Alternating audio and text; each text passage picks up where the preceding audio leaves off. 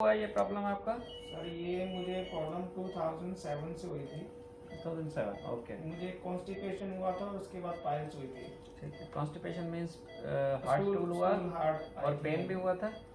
हाँ sir. Okay, 2007। फिर मुझे पेन हुआ तो मैंने एक लोकल डॉक्टर अपने घर के आसपास ही ठीक करवाया। तो तो क्या? उन्होंने ट्रीटमेंट तो किया बट मुझे थोड़े दिन बाद मुझे पस आना शुरू हो गया सर। ओके। उसके बाद मैंने बस मतलब अंदर से आया था बाहर से आया था? अंदर से सर मुझे इंटरनल ही प्रॉब्लम थी सर। ओके। हाँ जी। ठीक है। बाहर की तरफ कुछ भी नहीं दिखता था? जो भी दिखता था बाहर नहीं अंदर दिखता था पेन सर। होता था, गांठ सी हो जाती थी, फिर पस बन के निकल जाता था? यस यस, और कभी कभी ब्लड भी आता था। ठीक है। तो जैसे ही आप थोड़ा बैठ जाते थे तो पस पिचकारी की तरह निकल गया तो Yes. आराम लगता होगा? Yes yes. ओके। ठीक है। फिर क्या उसके किया? बाद सर ऐसे मैं फिर किसी और डॉक्टर से चेक करवाया तो उन्होंने मुझे सर्जरी सजेस्ट की। ठीक है। मैं थोड़ा सा घबरा गया सर। उस टाइम मेरी एज भी कम थी। मैं 2007 की बात कर रहा हूँ। हाँ, ऑलमोस्ट आपको 13 हाँ जी। 14 ईयर्स हो गए। हाँ, ठीक है। तो फिर बस सर उसके बाद मैंने उस प्रॉब्लम को ऐसे ही खींचता रहा सर टाइम के साथ साथ। अच्छा, मैंने कुछ नहीं किया ठीक है। क्योंकि मुझे कभी कभी प्रॉब्लम होती थी वो मैं बियर कर लेता था सर। ओके। फिर मैं अपना सर्च करता रहा सर। होम्योपैथी, एलोपैथी, आयुर्वेदिक सारी दवाइयाँ खाई मैंने। कितना टाइम तक होम्योपैथी खाई? होम्योपैथी मैंने सर 6 मंथ खाई थी सर। 6 मंथ्स। मैंने एक बहुत ही रेपुटेड डॉक्टर की मेडिसिन ली थी और मुझे कुछ खास आराम तो हुआ नहीं। बट हाँ, जैसे ही मैं मेडिसिन लेता था मुझे कुछ रिलीफ सा फील होता था। ओके। पेन होता था तो पेन नहीं होता था उस टाइम। वो तो कोई भी पेन किलर खाते तो पेन कम हो जाता। हाँ जी हाँ जी। उसके अलावा उसके अलावा सर आयुर्वेदिक दवाइयाँ कुछ खाई मैंने। होम्योपैथी आपने सिर्फ 6 मंथ्स खाई कि एक डॉक्टर से 6 मंथ्स खाई एक और डॉक्टर कई से और मैंने से 6 मंथ खाई सर।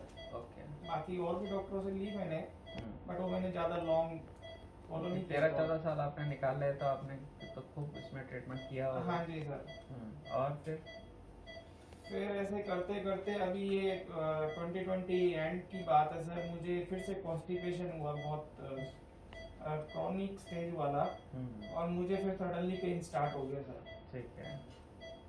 फिर 1 महीना मैं ये एंटीबायोटिक किसी डॉक्टर से लेता रहा दर्द की।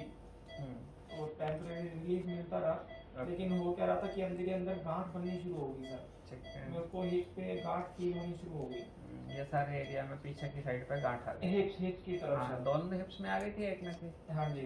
दोनों में? ओके। एक साइड आई थी सर। कौन सी, राइट साइड? राइट साइड में। राइट साइड, हाँ। पर चीरा तो लेफ्ट साइड में भी लगा हुआ है? हाँ सर, मैं वही बताने जा रहा हूँ आपसे। जी। फिर मैंने यहाँ दिल्ली में एक डॉक्टर के पास आया मैं। और इसी हॉस्पिटल में उन्होंने मेरा सर्जरी भी की।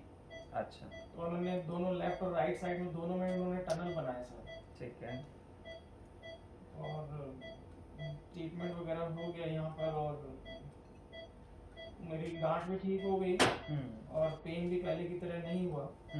लेकिन हुआ क्या कि आपको सर्जरी सर घर पे जब गया वो कम करीबन 2 या 3 हफ्ते करीबन मैं सीधे बैठा ही नहीं सर। अच्छा। हाँ, क्या किया था क्योंकि आपने? डिस्चार्ज ही आता रहा सर पोस्ट सर्जरी भी मुझे। तो बीच में जब मैंने कंसल्ट किया डॉक्टर साहब से उन्होंने कहा कि ये आएगा क्योंकि आपका हीलिंग प्रोसेस पे है। तो बस आएगा आपका, धीरे धीरे ठीक हो जाएगा। तो यही सोच के बस मैं वेट करता रहा लेकिन बैठ नहीं पाया मैं इन 3 हफ्तों में। ओके। फिर उसके बाद मैं दोबारा डॉक्टर साहब के पास गया। उन्होंने कहा कि भाई अब ज़्यादा प्रॉब्लम है तो मुझे बताओ, नहीं है तो इसको आप भूल जाओ अगले 6 महीने के लिए एटलीस्ट। और फिर से अगर आपको ये प्रॉब्लम होती है, दर्द होता है, गांठ बनती है तो आप मुझसे कंसल्ट करना। फिर मैंने सर माइंड मेकअप किया। मैंने कहा ये इस तरीके से तो सॉल्यूशन नहीं निकला सर्जरी के बाद भी। देन आपका रेफरेंस यूट्यूब गूगल वगैरह सर्च करके। So we have to understand the problem. Actually, basically, he had a internal fistula, for which identifying that this is a clear-cut fistula is always difficult. But because of pus discharge and with the help of MRI, we can easily diagnose such fistulas. Okay. And but over the 13-14 years he kept on taking different type of medication in the form of homeopathy, allopathy, ayurvedic. But whatever medicine you are taking, that is just making the pain decrease. It is primarily painkiller plus some antibiotic, which is decreasing the infection momentarily. But because there is a proper leakage, this will keep on coming again and again. So in his case, the problem why this was difficult, because externally there was no pus discharge. Whatever was happening was inside. So finding that and how to deal with that is again a bigger problem. Internal fistulas are more difficult to deal with, and they have a tendency to progress. Uh, they have tendency to you can deteriorate in the uh, you can say parallel to the anal canal, and they travel upwards, because if they are not able to find any external opening on the skin, there is always a tendency of them to move towards the prostate, or towards the rectal side, or towards the peritoneal side.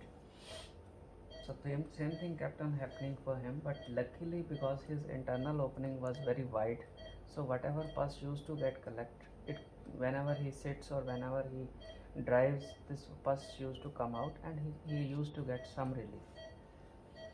Then he took this laser surgery, for which there were 2 holes made on this both sides. Okay, but we have to understand, whatever laser, whatever we are using, unless we treat that internal opening, there is going to be 100% recurrence. So same thing happened for him also, because the internal thing is lying still there. So in that case, either you do a procedure or don't do, doesn't matter. So if you have to do that treatment, we have to work inside, otherwise pus will get collected, it has to burst, and it has to come out. If there is fever, pain, and there is pus is not coming out, then we have to work on it and remove the pus. But just removing the pus is not a treatment. We have to seal that internal opening, which is the leakage point. And sometimes it is quite deep, and sometimes it's quite big. In that case, we need a lot of time to recreate that area. And but that is the only treatment which is available, and we are going to do the same for him. We hope that he recovers fast. Thank you.